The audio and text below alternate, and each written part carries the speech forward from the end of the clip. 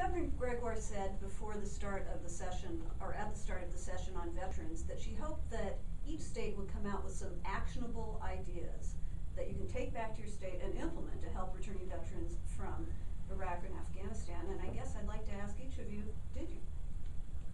Well, I can tell you that what Governor Gregoire talked about they were doing with their National Guard. I want to go back and make sure that's what we're doing, and see if we're not doing it, make sure we're doing it. And whatever we're doing, do it better. Because I really do believe that the key issue here is, first, let's make sure that the veterans know the programs are already in existence, already out there to help them. It doesn't matter how good the program is, they're not aware of it. So I'm very concerned about that aspect of lack of awareness. And again, the New York Times article 2 days ago kind of bore that out. So I'm taking the page out of Washington State. I'm going to go back and make sure that we're doing all we can with our National Guard.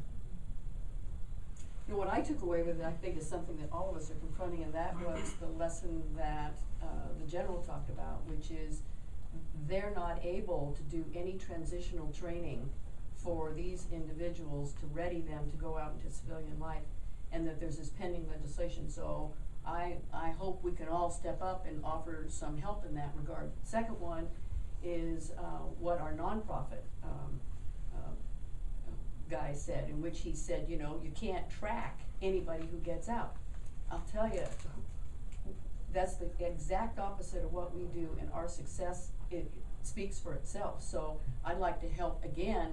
That will help all of us if we could make that possible by working with our colleagues in the federal government and with Congress to make it happen. So two things that I now see, I can't solve some of the problems I've got back home because there are barriers, legal barriers, that we can, as governors, unite and tell Congress we want a solution. So that's my takeaway from it, and I hope we can join together and help these folks.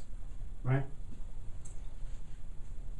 Well, I thought that it was instructive when we were told that by Title X they can't train these young men and women for the future of their life. Wow. That isn't what they told them when they recruited them. Remember what the recruiting ads say? They say that we're going to train you for the rest of your life, that we're going to get you a skill. Well, if the skill that they've trained them for isn't available in the market, then perhaps their recruiters ought to get together with their trainers. There's more. Talk to any warrior, and they'll tell you they are trained, and they spend most of their career as warriors waiting for something bad to happen. And when something bad happens, they're trained to respond.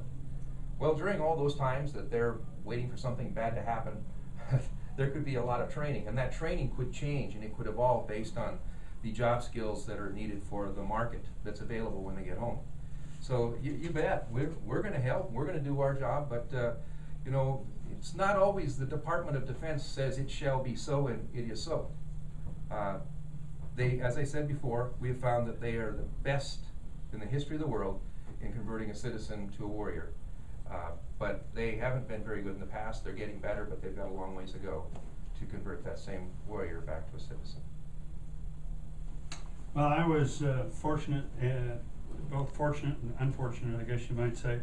When I entered the service, I had just completed college and had a pretty good job. And fortunately for me, my company that I spent 31 years with had a retention program and a retraining program, so that when I got back off of active duty, I went through a training program within the company to bring me back up to speed. And we're very fortunate in our National Guard, our employer reserve and National Guard improvement and support programs are really very vigorous and very active in Idaho. But I see a couple of areas, and one was mentioned by Chris, and that was even when our warriors do come home, they've got some time that they're going to spend, at least in the National Guard and Reserve, they got some time that they're going to spend at their unit, if nothing else, mustering out and getting ready to go back and assimilate into life. We need to start working on those things right now, and if they were a truck driver, and that seemed to be one that we focused on because it was one of the easiest to appreciate. If they were a truck driver, if they drove a deuce and a half in the military, that's a pretty good sized piece of equipment. why aren't we making available at our resource base, for instance at Gowan Field, at some of the other armories, at least trying to make available some of the equipment necessary in order to get them certified? And then what can we do legislatively in the state in order to correct the idea that they have all this training but they can't be certified because it isn't quote unquote their training? I don't know how difficult it's going to be, but I think it's terribly important that we work in that direction. And the troops, as they come home, have an expectation, and that expectation was one that they got when they left, and that was they take care of business over there. We're going to help take care of their families while they're here. But I also figured out, especially from all four of our speakers, which I just thought was great, that it's more than just becoming a welder. It's more than, and I assimilated that back to Coach Peterson's comments about building a team and building the kind of culture. I really think we've got to spend a little bit more time on culture, not only with our active people, our reserve people, and our National Guard people, but also within our societies, on establishing the kind of culture that says, welcome home, job well done, with open arms, we want you back.